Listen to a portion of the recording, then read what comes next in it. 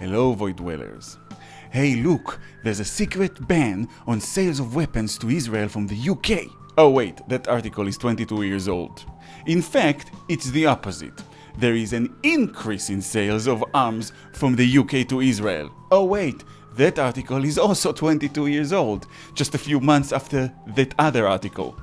It's almost like this nonsense topic was used by the media and by politicians to fool morons for decades. Shocking, isn't it? Well, you all heard by now of the current stupid suspension of some licenses by the British government, right?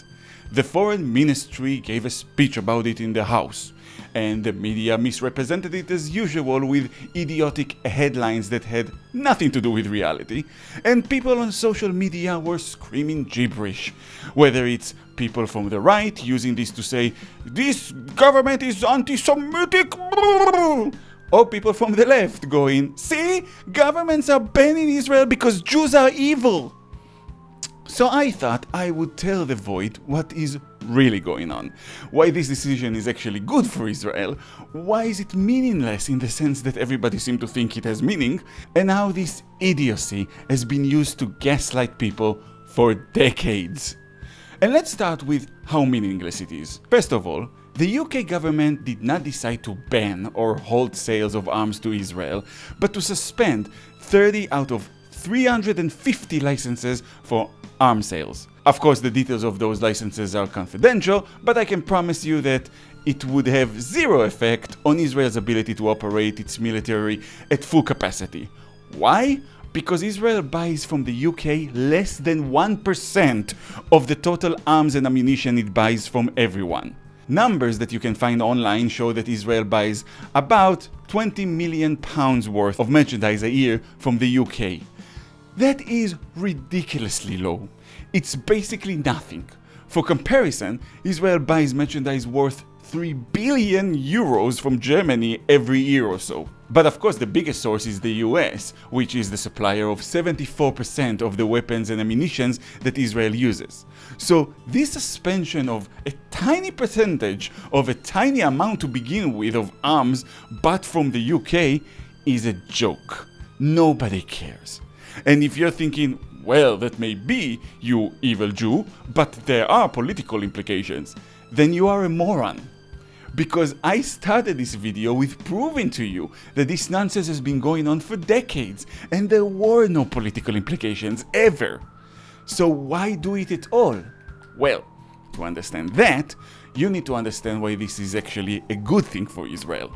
And it is a good thing because not only does it show that the British government does not buy into the whole genocide narrative pushed by anti-Semites and morons, they actually had to write a report that says there is no genocide. See, the UK government is not a TikToker.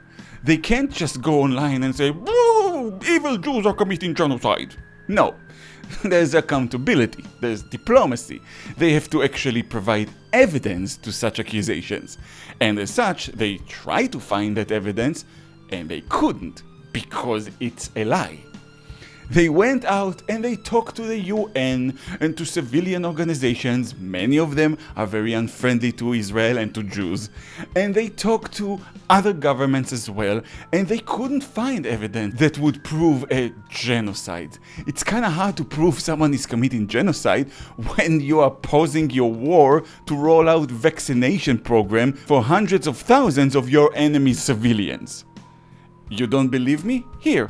Listen to the BBC reporting on what the UK government actually said. A few hours ago, the government has published a summary of how it made that decision to suspend some arms licenses. And crucially, it says that it's not simply based on Israel's conduct in Gaza. It says, despite the mass casualties of the conflict in Gaza, it has not been possible to reach a determinative judgment on the allegations regarding Israel's conduct of hostilities. It has not been possible to reach a determinative judgment on the allegations regarding Israel's conduct of hostilities. So basically, it shows that the world governments do not follow the stupid blood libel genocide hoax.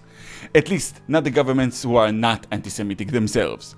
They know the 40,000 dead number is a fake number. They know that Hamas is including the 6,000 savages who invaded on the 7th of October as part of the casualties of war. They know that in addition to them, about 25,000 Hamas terrorists were killed in the fighting, because turns out when you train your people to murder unarmed civilians, they tend to not do as well against targets that actually shoot back. Who knew? When your best fighters are coward savages who execute prisoners before they flee, of course you'll suffer major losses in a proper war. You're pathetic. Anyway, the governments of the world know that it's a hoax. But you may ask, okay, if the governments know that, why don't they just come out and say it? Well, because they are trapped in the media's clutches. A democratic government is dependent on the media. That's why I always say we need to regulate the media.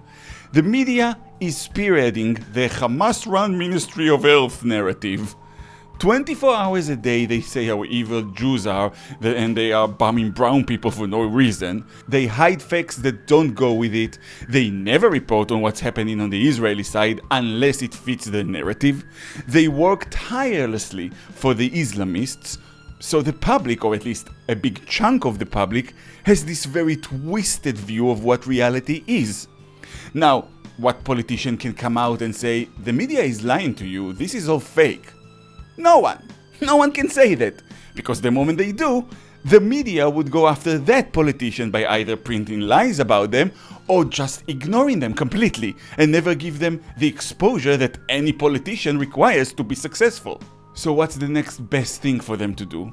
They need to make stupid, meaningless moves that show that they are taking this seriously and are angry at the evil Jews. So they do stuff like halting 30 weapon license out of 350.